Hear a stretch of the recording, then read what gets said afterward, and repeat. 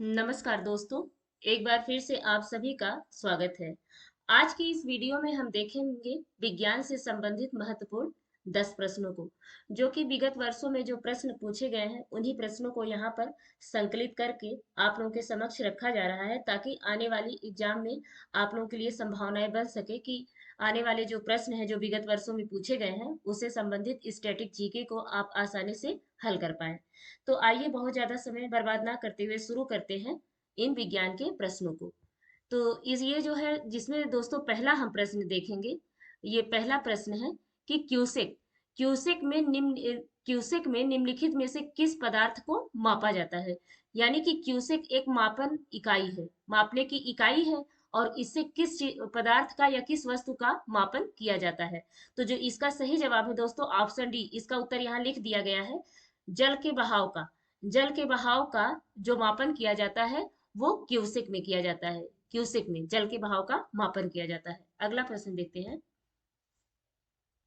अगला प्रश्न है कि निम्नलिखित में से ऊष्मा की इकाई कौन सी नहीं है। यह प्रश्न पूछा गया था। यह प्रश्न जो है 2-3 एग्जाम में पूछा गया है, जिसमें कि आरओ में, यूपीपीएससी में भी पूछा गया, एमपी पीएससी में पूछा गया था इस प्रश्न को। तो ये जो है जो ऊष्मा की इकाई नहीं है, तो इसमें ऊष्मा की इकाई तो आप लोग जान गए कि कैलोरी है, अर्ग है और जूल है। कैलोरी, अर्ग और जूल, ये तीनों किसकी इकाई है? ये तीनों जो है ऊष्मा की इकाई है। और ये जो सेंटीग्रेड है ये ऊष्मा की इकाई नहीं है, यानी कि यही इसका सही जवाब है। उत्तर है सेंटीग्रेड। सेंटीग्रेड जो है ऊष्मा की इकाई नहीं है, बल्कि कैलोरी, अर्ग, जूल ये तीनों ऊष्मा की इकाई है। अगला प्रश्न देख लेते हैं। अगला ये नेक्स्ट प्रश्न है कि पारिस्थितिकी जो दबाव है, एटमॉस्फेरिक प्रेशर की इकाई निम्नलिखित में से कौन है। यानी कि जो इसकी इकाई है या कि इसमें किसके द्वारा इसका मापन किया जाता है पारिस्थितिकी दबाव का, यानी कि एटमॉस्फेरिक प्रेशर का। तो इसका जो सही जवाब है दोस्तों बार। बार से जो है पारिस्थितिकी दबाव का जो है मापन किया जाता है, बार से। अगला प्रश्न देख लेते हैं। अगला प्रश्न है कि निम्नलिखित में से विद्युत शक्ति की जो इकाई है वह कौन सी है। निम्नलिखित में से विद्युत शक्ति की इकाई कौन सी है? तो विद्युत शक्ति की जो इकाई है दोस्तों वह है वाट। वाट वाट जो है विद्युत शक्ति की इकाई है। इसका जवाब है। अगला देख लेते हैं।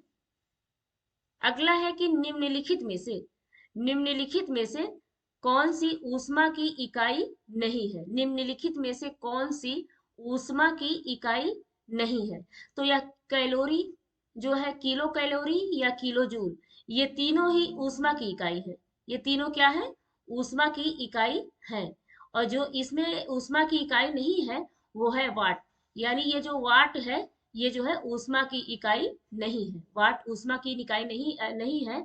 और ये कैलोरी, किलो कैलोरी और किलो जूल जो है ऊष्मा की इकाई है। अगला प्रश्न देख लेते हैं।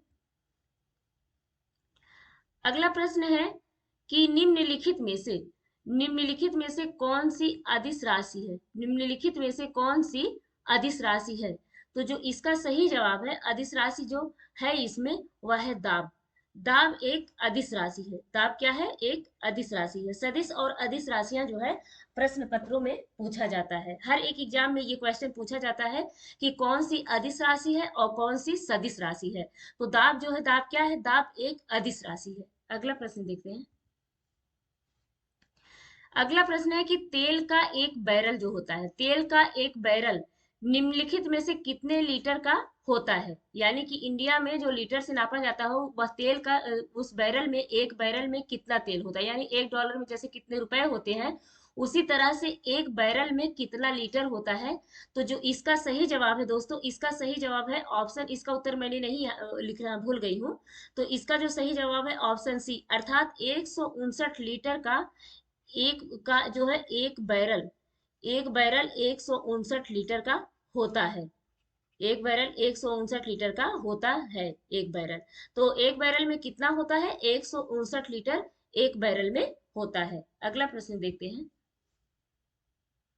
प्रश्न ये है कि उच्च वेग को यानी मैक इसको कहते हैं, उच्च वेग को निम्नलिखित में से किस इकाई इकाई में मापा जाता है। उच्च वेग को निम्नलिखित में से किस इकाई में मापा जाता है? तो इसका सही जवाब मैंने पहले भी बता दिया, उत्तर भी यहाँ लिखा है। तो इसका सही जवाब है ऑप्शन बी, अर्थात मैक में उच्च वेग को मापा जाता है। किसमें? उत्तर है मैक में।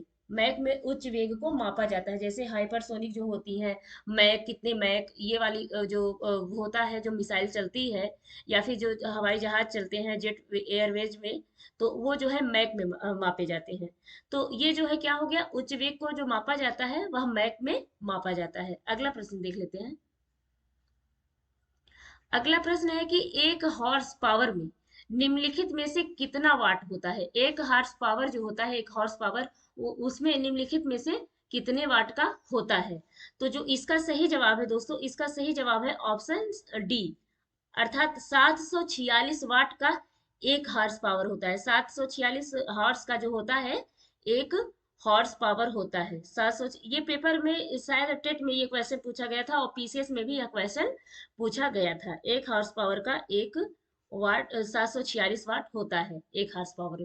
तो एक हॉर्स पावर में 746 वाट होता है, यही इसका सही जवाब है। अगला प्रश्न देख लेते हैं।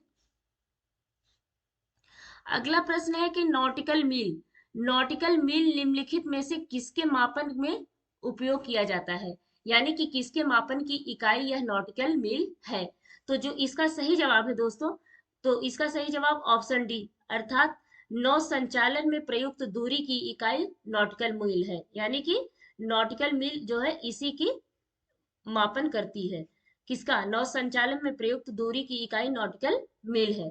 यानी कि जो जहाज वगैरह पानी वाले चलते हैं उन्हें नॉटिकल मील में मापा जाता है। तो ना विभवांतर है, ना ऊष्मा है, ना आवेग, और इसका सही जवाब है नौ संचालन में प्रयुक्त दूरी की इकाई नॉटिकल मील है। तो दोस्तों आज के लिए बस इतना ही। दोस्तों अगर आपको वीडियो अच्छा लगता है तो कृपया कर चैनल को लाइक शेयर सब्सक्राइब करना ना भूलें। बार बार आपसे कहना अच्छा नहीं लगता, लेकिन आपसे नहीं कहेंगे तो किससे कहेंगे? आप ही हमारे ऑडियंस है, आप ही हमारे वेल्थ हैं यहाँ यूट्यूब चैनल के। तो ये चीजें आप ध्यान में रखें और हमारे वीडियो पर आएं। अगर अच्छा लगता है तो लाइक करें, नहीं अच्छा लगता है तो डिसलाइक करें, लेकिन आए जरूर। तो फिर से मिलते हैं दोस्तों एक नए वीडियो के साथ। तब तक के लिए आप सभी का नमस्कार।